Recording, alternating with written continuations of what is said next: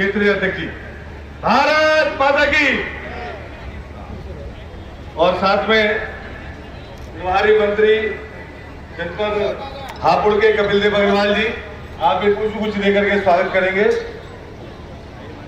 सतपाल सैनी जी जो विधायक, और साथ में हमारे विधायकगण महेंद्र खड़गवंशी जी, राजीव तारा जी, और हमारे शिक्षक विधायक डॉक्टर हरि सिंह ढिल्लो जी, हरिंदर देवते जी, आप भी स्वागत करें। नागपाल जी, चेयरमैन राजपाल सैनी जी, चेयरमैन अनुकृति चौधरी जी, स्वागत करें। और साथ में राजपाल सैनी जी मंत्री का स्वागत करेंगे। ब्लॉक प्रमुख मीनाक्षी सिंह जी। आप देख रहे हैं खबरदार 24.com। अमरोहा जनपद के गजरौला में प्रधानमंत्री नरेंद्र मोदी के कार्यकाल के 9 वर्ष पूर्ण होने के उपलक्ष्य में आयोजित लोकसभा क्षेत्र स्तरीय सम्मेलन में केंद्रीय मंत्री जितेंद्र सिंह ने जनपद अमरोहा में 2024 में होने वाले लोकसभा चुनाव की आधारशिला रख दी। उन्होंने सरकार की विभिन्न उपलब्धियां गिनाते हुए लोगों, खासकर महिलाओं और युवाओं से आह्वान किया कि वे आराम से इस पर मंथन करें कि केंद्र में फिर से भाजपा की सरकार बननी चाहिए अथवा नहीं। मंगलवार को गजरौला में रमाबाई आंबेडकर राजकीय महाविद्यालय के खेल मैदान में भीषण गर्मी के बावजूद वहां डटी भीड़ को देख गदगद केंद्रीय मंत्री जितेंद्र सिंह ने जनता की परेशानी समझते हुए मंच पर मौजूद किसी भी नेता को बोलने का अवसर नहीं दिया और पार्टी कार्यकर्ताओं द्वारा मंच पर अभिनंदन के बाद सीधे माइक संभाल लिया।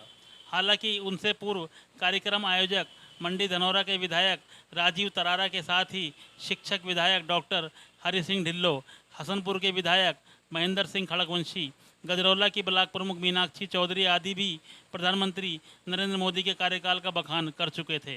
इतना ही नहीं, क्षेत्रीय अध्यक्ष सत्येंद्र सिसोदिया एवं जनपद के प्रभारी मंत्री एवं गन्ना राज्य मंत्री डॉक्टर संजय सिंह गंगवार ने भी अंत में सिर्फ धन्यवाद भाषण ही दिया। मंच पर मौजूद राज्य मंत्री कपिल देव अग्रवाल को भी बोलने का अवसर नहीं मिला।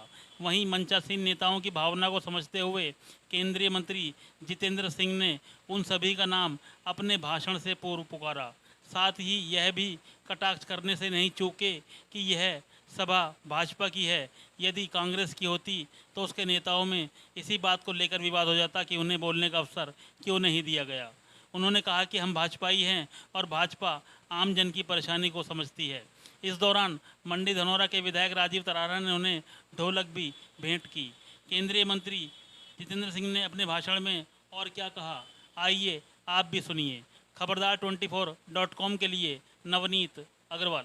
भारत माता की, भारत माता की। और ये हमारा व्यवस्था तंत्र तो कम से कम पास हो गया। मंच पर आसीन हमारे यहाँ के क्षेत्रीय अध्यक्ष सिसोदिया जी, प्रदेश उपाध्यक्ष और पूर्व में संसद में रहे हुए हमारे साथी, हमारे पुराने मित्र सतपाल सैनी जी, क्षेत्रीय महामंत्री विकास अग्रवाल जी, प्रभारी मंत्री संजय सिंह गंगवार जी, राज्य मंत्री कपिल देव अग्रवाल जी, विधायक राजीव तरारा जी, डॉक्टर हरि सिंह ढिल्लो जी, विधायक महेंद्र सिंह जी, विधायक हरेंद्र सिंह जी, जिला पंचायत अध्यक्ष ललित तंवर जी, निवर्तमान सांसद कुंवर सिंह तंवर जी, देवेंद्र नागपाल जी पूर्व सांसद, श्रीमती संगीता चौहान जी, कंवल सिंह मलिक जी, श्री गोपाराम जी, पूर्व प्रत्याशी राम सिंह सैनी जी, श्रीमती चेटी जैन जी, श्री राजपाल सैनी जी। ये नाम मैं इसलिए भी पढ़ रहा हूँ, आप शायद सोच रहे होंगे कि कभी ये नाम पढ़ने खत्म करें और काम की बात करें, क्योंकि इन साथियों को आपकी गर्मी से राहत रहे इसलिए मैंने अपना बोलने का जो अवसर था त्याग दिया ताकि आपको बहुत देर इंतजार न करना पड़े। इसलिए मेरा ये दायित्व बनता है, फर्ज बनता है कि इन साथियों के नाम लेकर के इनका अभिनंदन भी करो और आप तक पहुँचाऊँ। श्रीमती अनुकृति चौधरी जी, श्री राजेंद्र सिंह खड़गवंशी जी, श्रीमती ममता गर्जर जी, श्रीमती मीनाक्षी चौधरी जी, वीरेंद्र ढिल्लो जी। दुनिया जब ये कहती है कि Bharatiya Janata party with a difference, कि भाई ये बाकी दलों से अलग है, तो यही इसका अंतर है। कोई नेता है जो भाषण देने से पीछे हटेगा? नहीं हटते। देखिए कितने कितने बड़े महानुभाव बैठे, कह साहब हमें भाषण नहीं करना क्योंकि हमारे भाषण के कारण इनको गर्मी और लगी। ये अंतर है भारतीय जनता पार्टी में और दूसरी पार्टी में। अगर कांग्रेस पार्टी होती तो इसी बात को लेकर के विवाद खड़ा होता। और इसलिए जब हम आज ये कार्यक्रम कर रहे हैं और ये जनसभा भी उसी श्रृंखला का एक हिस्सा है जो 1 महीने भर तक देश भर में अभियान चल रहा है कि 9 वर्ष में प्रधानमंत्री मोदी जी के रूप के कार्यकाल में क्या क्या बदलाव आए, क्या क्या परिवर्तन आए और क्या क्या सुधार हुए, क्या क्या विकास हुआ। तो ये भी उसी श्रेणी में आता है। मोदी जी ने इस देश में एक नई राजनीतिक संस्कृति देने का प्रयास किया है और हम सब जो इस पर मंच पर, मोदी जी ने कहा जहां जिस चीज की आवश्यकता है उसे पहुंचाना है, जहां जिस चीज की सुधाई रह गई या पूर्ति ना हो पाई उसकी पूर्ति करनी है, जहां जो क्षेत्र, जो वर्ग, जो लोग पिछली सरकारों से तिरस्कृत रहे, उनकी प्राथमिकता में नहीं आए, उन तक पहुंच करके हम आखिरी कतार में खड़े आखिरी व्यक्ति तक अपनी सेवाएं पहुंचाएंगे। हम ये नहीं सोचेंगे कि धर्म क्या है, मजहब क्या है, जात क्या है, ये भी नहीं सोचेंगे कि हमको वोट दिया था कि नहीं दिया था। लेकिन अगर हमारी आवश्यकता है हम उन तक पहुंचेंगे, फिर उनके विवेक को छोड़ेंगे, कौन सी सरकार को वोट देना। ये एक बदली हुई संस्कृति, बदली हुई कार्यशैली है जो 9 वर्षों में मोदी जी ने दी। और यदि उसे प्रमाणित करने के लिए आप आंकड़ों का सहारा लेना चाहें तो आंकड़ों की कमी नहीं, सुर्खियों की सुर्खियां इकट्ठी हो जाएंगी। जब महिलाओं के लिए मोदी जी ने स्वच्छता का अभियान किया और देखते ही देखते इस देश में 12 करोड़ शौचालय बहनों के लिए निर्माणित हुए, तो शायद उन लोगों को इस बात का एहसास नहीं जो कांग्रेस से ताल्लुक रखते थे, जिन्होंने इस देश में धरती के साथ जुड़कर धरती की दुविधाएं नहीं सही थी। जो हमने वो देखा है, वो क्षेत्र देखे, उत्तर प्रदेश में भी ऐसे क्षेत्र है, देहाती क्षेत्र, सड़कें, महिलाएं इंतजार करती थी कि कब सुबह के 3 बजे 4 बजे वो चुपचाप निकलकर खेतों में जाकर के शौच करके आए। उसके बाद आवाजाही शुरू हो जाती, सूरज निकलते ही पुरुष भी बाहर आ जाते थे, शौच के लिए जाना करता था। अनुमान लगाए कितना अत्याचार अपने साथ वो करके झेलती थी उसको। मोदी जी ने उनको सुविधा भी दी, सेहत भी दी, सुरक्षा भी दी, सम्मान भी दिया। और इसलिए ये जितनी भी मोदी जी की योजनाएं रही, ये संवेदनशीलता के साथ बनाई गई। इसी प्रकार जब महिलाओं के लिए उन्होंने कहा कि किसी महिला को चूहे धुआं न झेलना पड़े, तो रचना हुई गैस वाली स्कीम की, जिसे कहते हैं उज्ज्वला योजना। देखते ही देखते 10 करोड़ से अधिक परिवारों तक गैस के कनेक्शन पहुंच दिए गए। मेरे क्षेत्र में एक महिला थी, हमने लाभार्थी सम्मेलन किया, उससे आग्रह किया कि आप अपने अनुभव सुनाओ। तो बोली पहले ऐसा जमाना था, सुबह उठ करके लकड़ियां लेने जंगल जाना पड़ता था, वापिस लौट के लकड़ी सुखाओ, फिर चूल्हे में सारा दिन फूंक मारते रहो, दोपहर तक सांस फूल जाता, दोपहर तक जाकर के रोटी पकती, वो भी पूरी तरह से ना पक पाती और सांस की डांट भी पड़ जाती। हमने कहा भी क्या बदलाव हुआ? बोले अभी ये बदलाव हुआ है कि 1 घंटे के भीतर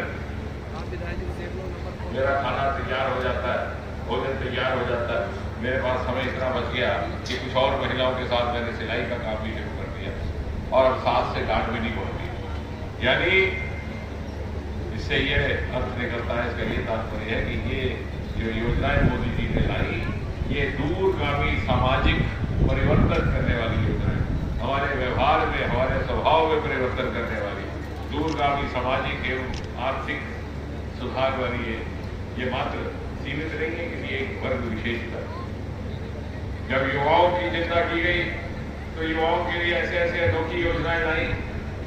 मुझे लगता है कि उस प्रकार का सहयोग संतान को माँ बाप भी नहीं दे पाते। उदाहरण के तौर पर जब मुद्रा योजना की कल्पना की गई तो एक ऐसी योजना बिना किसी सूद के, बिना किसी गारंटी के, बिना किसी गिरवी रखे हुए 10-20 लाख रुपए तक का लोन नौजवान को दिया जाता है कि जाओ अपना काम धंधा शुरू करो। मुझे लगता है बिल्कुल उसी तरह से जब माता पिता अपने जिंदगी भर की पूंजी इकट्ठी करके कहते हैं बेटा ये ले, ये मैंने तेरे लिए संभाल के रखा है, अब ये तेरा काम है, जाकर के अपना काम करना शुरू कर। कभी सोचा था इस देश में इस प्रकार की कल्पना होगी, इस तरह की संवेदनशीलता की ऐसी योजना है? और सुनने में आता है कि 25 लाख करोड़ तक राशि वितरित हो चुकी इस मुद्रा योजना के माध्यम से, और 60% से अधिक इसकी लाभार्थी महिलाएं। रेहड़ी वालों के लिए योजना, प्रधानमंत्री कभी नहीं योजना, ये बात कभी कल्पना नहीं की थी, कभी सोचा, कभी मांग ही नहीं की, क्योंकि मांग वो चीज की जाती है जिसकी उम्मीद हो। कभी सोचा ही नहीं था ऐसा कभी हो कि रेहड़ी वालों के लिए भी लोन होगा। 40 लाख रेहड़ी वालों को अभी तक इसका लाभ हो चुका है।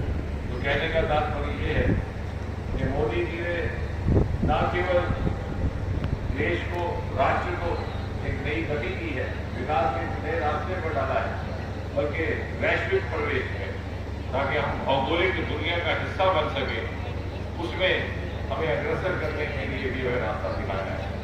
विज्ञान को लेकर, प्रौद्योगिकीकरण को लेकर के आज हमारी अर्थव्यवस्था दुनिया में 5वें नंबर पर मानी जाती है, लेकिन उससे भी अधिक गर्व की बात यह कि हमारे बाद 6ठे नंबर पर है इंग्लैंड, जो 200 साल हमसे हुकूमत कर गए, वो आज हमसे पिछड़ रहे हैं।